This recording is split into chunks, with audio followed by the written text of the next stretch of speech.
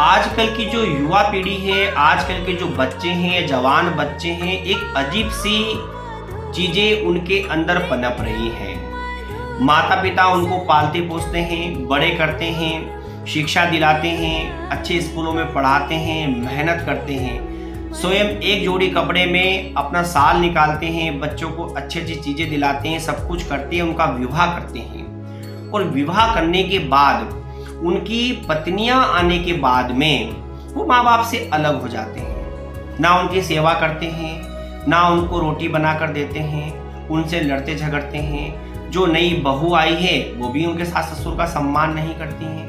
तो भाई ऐसा क्यों? यदि नई कोई बहू आई है और उनको यदि उनके सास ससुर बहुत ताने मान रहे हैं, बहुत ताने मार रहे हैं, काम में लाखों कमियां निकाल रहे हैं, आपको दिन में 4 बार आपको गालियां दे रहे हैं, आपको बहुत कोस रहे हैं, चाहे कैसी भी परिस्थिति हो, आप अपने सास ससुर का और अपने माता पिता का साथ कैसे छोड़ सकते हैं? मैं सभी युवा पीढ़ी से निवेदन करूंगा कि MS पवार का आप सभी लोगों से निवेदन है कि चाहे कैसी भी परिस्थितियां निर्मित हो, आपको अपने माता पिता के साथ रहना है और उनकी सेवा करना है, उनको गरम गरम रोटी बनाकर खिलाना है, उनके पैर दबाना है, उनके कपड़े धोना है, उनके स्वास्थ्य का पूरा ध्यान रखना है, उनकी सेवा निरंतर आपको करना है। और आजकल की जो बहुएं हैं, जो बेटियां बहुएं बनकर घर में आ रही हैं, शादी हुई नहीं और 1-2 महीने हुए नहीं, साल 2 साल हुए नहीं कि माँ बाप से सास ससुर से अलग हो जाती हैं। तो अलग होने की बिल्कुल भी जरूरत नहीं है। यदि वो बहू को गाली दे रहे तो गाली खाएं, यदि वो बहू को डांट रहे तो डांट खाएं, यदि वो बहू के काम में 100 कमियां निकाल रहे हैं तो भी एक्सेप्ट करें। यूं समझे कि अपने ही माँ बाप हैं जिनको हम छोड़कर आए हैं, लेकिन किसी भी कंडीशन में सास ससुर को या माँ बाप को अकेला ना छोड़ें। उन्होंने बहुत संघर्ष किया है जिंदगी में, बहुत बुरे दिन देखे होंगे, जब जाकर आपको एक इतना अच्छा पति मिला है, इतना अच्छा पति उन्होंने दिया है। और यदि वो उनके माँ बाप नहीं होते तो इतना अच्छा पति आपको कहाँ से मिलता? ये सब उनकी देन है।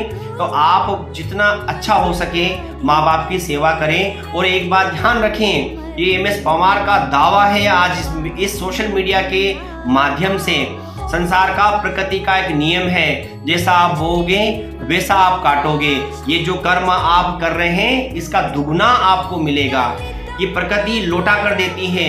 आज आप अपने सास ससुर के साथ ऐसा कर रहे हैं, आज आप अपने माता पिता के साथ ऐसा कर रहे हैं, आने वाली आपकी जो पीढ़ी है वो इसे डबल दुख आपको देगी, इसे डबल तकलीफ आपको देगी। आप लिख लीजिएगा, मेरे एक एक शब्द को आप नोट कर लीजिएगा।